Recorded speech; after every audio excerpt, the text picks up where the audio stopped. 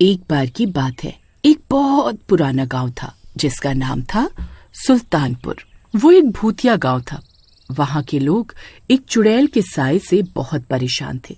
फिर एक रात सब गांव वाले सो रहे थे, तभी किसी की पायल की आवाज आती है। अजी, आपने ये आवाज सुनी? लगता है वो चुड़ैल आज रात फिर गांव में आई है। चलो, हमें कहीं छुपना होगा, अगर उसने हमें देख लिया तो शामत आ जाएगी। फिर वो दोनों सोफे के पीछे छुप जाते हैं। वो चुड़ैल सबके घरों की खिड़की से झांक झांक कर किसी को तलाश कर रही होती है। उसी रात गांव में मुन्ना और कालू अपने दोस्त की शादी के लिए ठहरे हुए थे। उस चुड़ैल को देखकर वो दोनों भी चौंक जाते हैं।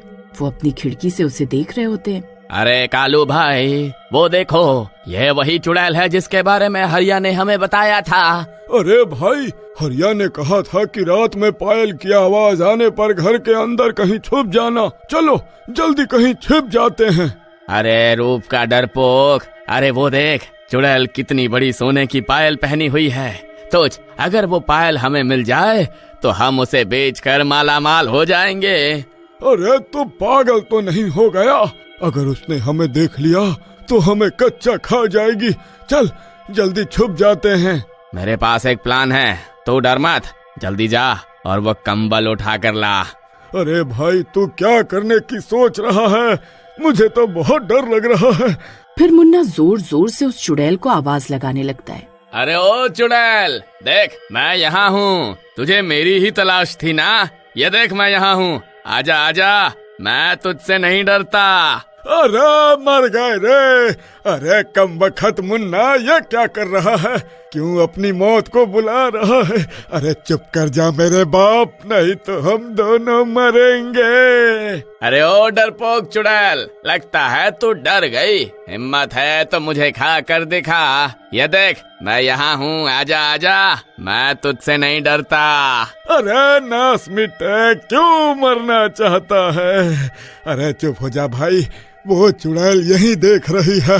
चुप हो जा, चल अभी भी वक्त है, पीछे के दरवाजे से भाग चलते हैं। अरे कालू तू डर मत, बस वो काला कंबल तैयार रख। अरे तू करने क्या वाला है भाई, ये तो बता। मैं उस चुड़ैल को यहाँ बुलाऊंगा, तू दरवाजे के पीछे छुप जा। फिर जैसे ही वो चुड़ैल अंदर आए तो उसके ऊपर कंबल फेंक दियो, मैं जल्दी से उसकी पायल उतार लूंगा।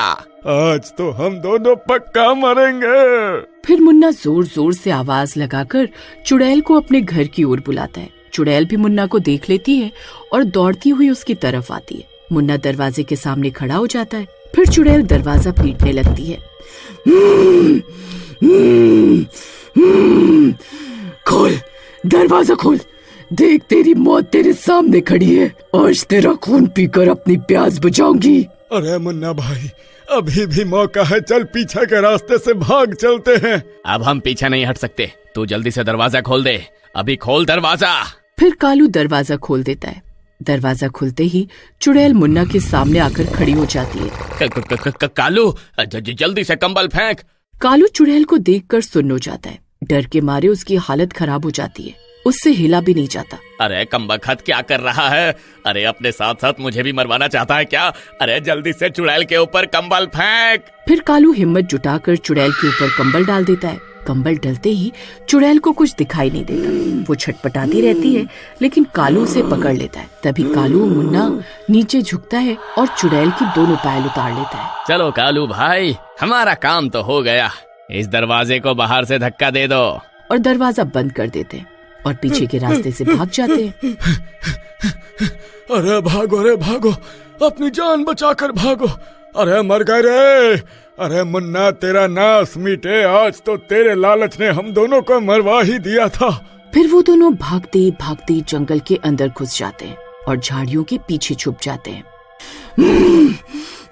मेरी पायल, मेरी पायल, कमबख्तों, मैं तुम्हें जिंदा नहीं छोड़ूंगी। तुमने मेरी पायल चुरा कर अपनी मौत को बुलाया है। फिर वो चुड़ैल उन दोनों की तलाश में पूरे गांव में हाहाकार मचा देती है। कहाँ छुपे हो कमबख्तों, बाहर आओ, वो पायल मेरे लिए बहुत जरूरी है। कहाँ छुपे हो तुम? चुड़ैल पूरी रात भर उन दोनों की तलाश में इधर उधर भटकती रहती है और सुबह होते ही वो गायब हो जाती है। उधर दूसरी तरफ सुबह होते ही मुन्ना और कालू नींद से जागते हैं। मुन्ना खुश होकर पायल निकालता है और कहता है, भाई अब हमारी किस्मत बदलने वाली है। इस पायल को बेचकर हम माला माल हो जाएंगे। लेकिन जैसे ही दोनों गांव लौटते हैं, पूरे गांव में सन्नाटा पसरा होता है और ना तो कोई औरत, ना बच्चे, ना बूढ़े, कोई दिखाई नहीं देता। अरे भाई, ये क्या हो गया? सब कहाँ चले गए? अरे शायद डर के मारे सब गांव छोड़कर भाग गए होंगे। पर तभी हवा के झोंके के साथ दोनों को पायल की छनक सुनाई देती है। मुन्ना नीचे देखता है। पायल अपने आप खनक रही थी और पायल से खून की बूंदें टपक रही थी। अरे मुन्ना, अरे ये सोने की नहीं, अरे ये खून की पायल है। ये तो चुड़ैल की आत्मा का हिस्सा है, इसीलिए पूरा गांव गायब हो गया। तभी गांव के बीचों बीच एक चीख गूंजती है, मेरी पायल लौटाओ। ये देखकर कालू बहुत डर जाता है। अरे मुन्ना भाई, ये तो बहुत बड़ी गड़बड़ हो गई। इस चुड़ैल ने तो पूरे गांव वालों को ही गायब कर दिया। अब क्या करें? रात होते ही वो चुड़ैल फिर से यहाँ आएगी और इस बार हम नहीं बच पाएंगे। अरे हमें रात होने से पहले इस गांव को छोड़कर जाना होगा। चलो मेरे साथ। फिर वो दोनों दौड़ते दौड़ते गांव की मेन सड़क पर बने बस स्टैंड पर पहुंच जाते हैं। कुछ देर इंतजार करने के बाद उन्हें वहाँ एक बस आती हुई दिखाई देती है। वो बस उनके पास आकर रुकती है। अरे ये क्या, आज सिर्फ 2 ही सवारी आई है। रोज तो 20-25 लोग चलते थे इस गांव से। आज सारे गांव वाले कहाँ चले गए? अरे भाई, आज गांव में महोत्सव है, सभी गांव वाले वहीं हैं, इसलिए आज कोई नहीं आया। फिर वो बस उन दोनों को लेकर वहाँ से शहर की ओर चली जाती है। शुक्र है भगवान का, इस भूतिया गांव से पीछा छूटा। आज तो बाल बाल बच गए। बस थोड़ी देर और, कुछ ही देर में शहर आ जाएगा। फिर वहाँ पहुँचते ही सबसे पहले ज्वेलरी शॉप ढूंढकर इस पायल को बेच देंगे और फिर हम माला माल हो जाएंगे। हाँ, और फिर हमें कभी नौकरी करने की जरूरत भी नहीं पड़ेगी, पैसा ही पैसा होगा। फिर थोड़ी देर में उनका शहर आ जाता है। फिर शहर पहुंचते ही वो दोनों एक ज्वेलरी शॉप पर उस पायल को बेचने के लिए जाते हैं। भाई साहब, हम इस पायल को बेचना चाहते हैं, हमें इसका क्या दाम मिलेगा? अरे वाह, इतनी सुंदर पायल। ठीक है, मैं इसे खरीद लूंगा। मैं इसे एक बार परख लेता हूँ, आखिर सोने की है भी या नहीं। तभी ज्वेलरी शॉप में पायल अचानक खून से भीग जाती है। चारों तरफ अंधेरा छा जाता है। अरे ये कैसी पायल है? इसे यहाँ से ले जाओ, वरना मेरी दुकान बर्बाद हो जाएगी। मुन्ना और कालू दोनों डर जाते हैं। तभी अचानक हवा का तेज झोंका आता है और चुड़ैल की आवाज गूंजती है, मेरी पायल लौटा दो वरना खून की नदियाँ बहेंगी। भाई, अब हमें समझ आ गया, ये पायल किसी और की अमानत है। लालच ने हमें मौत के मुंह तक पहुंचा दिया।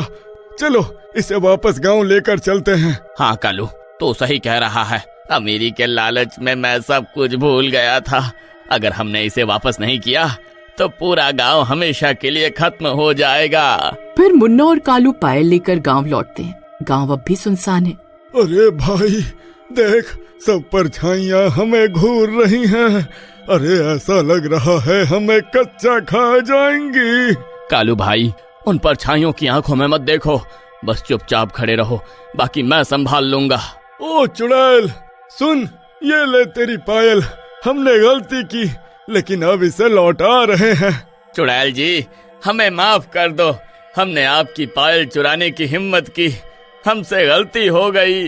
तभी वो चुड़ैल उनके सामने आकर खड़ी हो जाती है। मुन्ना कांपते हुए पायल जमीन पर रखता है और पायल खनकते हुए चुड़ैल के पैरों में चली जाती है। चुड़ैल जी, हमें माफ कर दो। हमने आपके ऊपर कंबल डालकर आपकी पायल चुरा ली थी। अब हमें अपनी गलती का एहसास है, हमें माफ कर दो। कालू की बात सुनकर चुड़ैल उन्हें माफ कर देती है। अचानक पूरी हवा रुक जाती है। गांव का अंधेरा साफ होने लगता है और अचानक गांव वाले एक एक करके वापस लौट आते हैं। लेकिन चुड़ैल जी, आप रोज इस गांव में किसकी तलाश करती हैं?